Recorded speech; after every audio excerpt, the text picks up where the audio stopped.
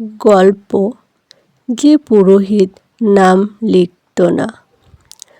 মন্দিরের পুরোহিত শিবনাথ কারো নাম লিখত না, না খাতায় না তালিকায়, না দেবতার সামনে রাখা কাগজে।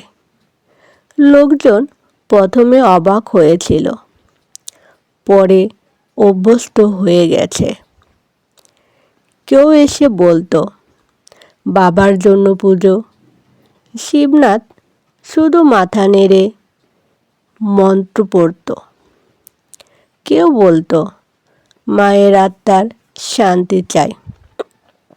শিবনাথ আগুনে ঘি দিত, নাম জিজ্ঞেস করত না, কারণ তার বিশ্বাস ছিল নাম ডাকলে আত্মারা ফিরে তাকায়, আর সবাই ফিরে তাকাতে চায় না।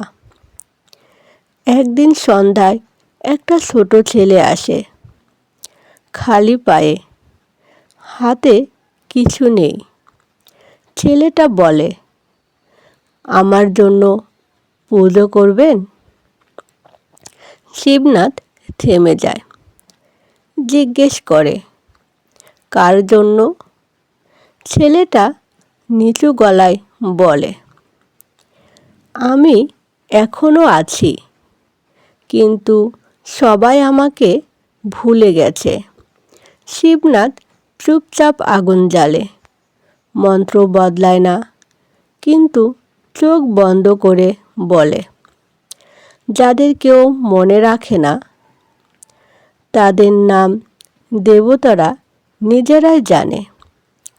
পুজো শেষ হলে ছেলেটা আর থাকে না।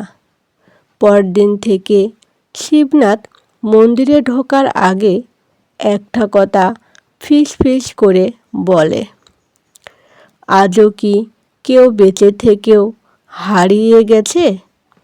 দেবতার ঘণ্টা কোনো হাত ছাড়াই বেজে ওঠে। আর শিবনাথ আজও কারো নাম লেখে না।